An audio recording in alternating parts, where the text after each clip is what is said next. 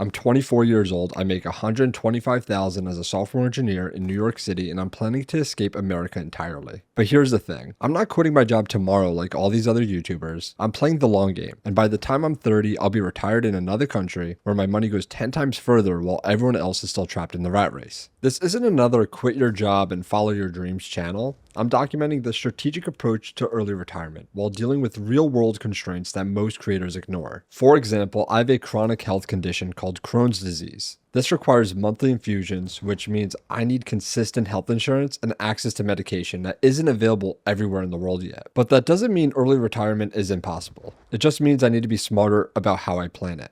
This is why I'm not here to sell you a course or tell you how to quit your job with no plan. I'm documenting my actual journey from corporate employee to early retiree, showing real numbers and real strategies in realistic scenarios. Let me be completely transparent about where I'm starting from. I have about 200,000 in total net worth, which sounds decent, but until you realize that's not really enough to retire on, especially when you factor in ongoing medical expenses. I make zero income outside of my W-2, which is a major problem I need to solve. My goal is to build $5,000 to $10,000 per month in post-tax passive or semi-passive income streams. Because relying solely on my software engineering salary isn't going to accelerate this timeline. It might actually just push it back even further. Making six figures in NYC sounds impressive until you realize after taxes, rent, basic living expenses, you're not automatically building wealth just because you have a good job. And while my friends are upgrading to fancy one-bedroom apartments that cost $2,200 to $3,000 plus in my area, I'm taking a different approach. I'm actually renting from one of my friends who bought his apartment, so I'm paying $1,400 all in with utilities. It's not cheap, but it's significantly below market rate and allows me to save substantially more than if I was trying to live alone just to meet some arbitrary standard of what a 24-year-old should be doing.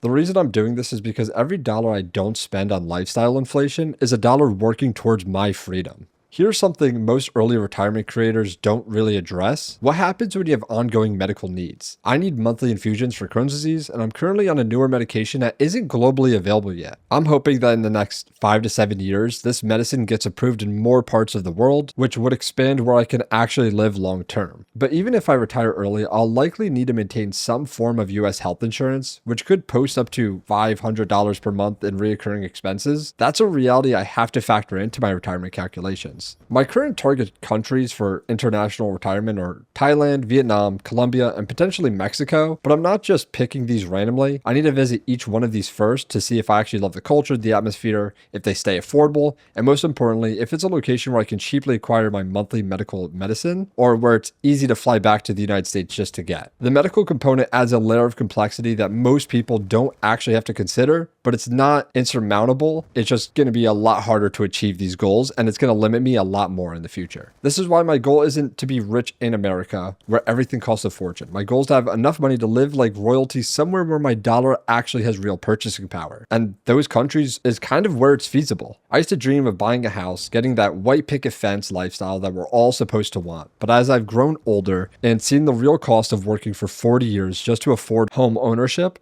property taxes, maintenance, and being tied down to one location, it just doesn't feel feasible anymore. A primary residence really ties you down to one area, and I just want the freedom to bounce around between countries whenever I want. I didn't grow up in luxury or some form of extremely privileged background. My parents actually owned their home, but lost it due to foreclosure, and now we're both renting. Even though they aren't doing it sustainably, I still believe that with my outlook and goals, renting is actually the better choice for me. Right now, it's actually cheaper to rent than purchase a home for one, and keeping that extra money in Bitcoin and the stock market has shown to outpace my appreciation. Your home would grow, so why tie up hundreds of thousands in real estate when you can use that to invest and leverage that money to retire earlier? Our parents' generation could buy homes and build wealth following the standard playbook. For us, the same strategy leads to us being house poor and working until 65 plus. I'm choosing a different game entirely. And you might be wondering, why am I playing these games on this channel, like old Call of Duty and Minecraft? My relationship with modern gaming hasn't been the same for years now. I love the old games from my childhood.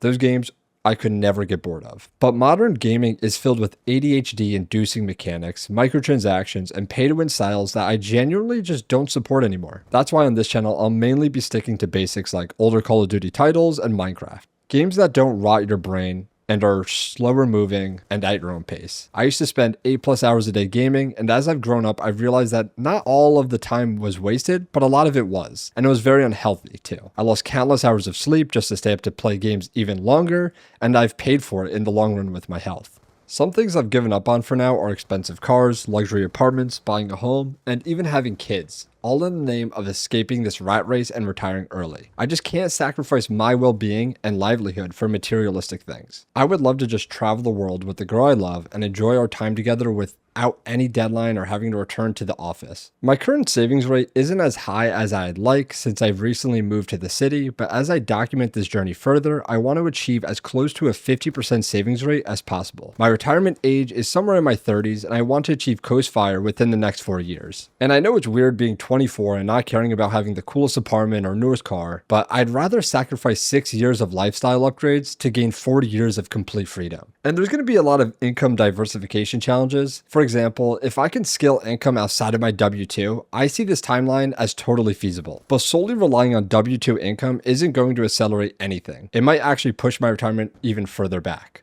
This is where I need to get creative and strategic about building additional revenue streams while managing my health conditions and maintaining the insurance I need. In future videos, I'll be sharing my actual progress, setbacks, and strategic pivots as I work towards this goal.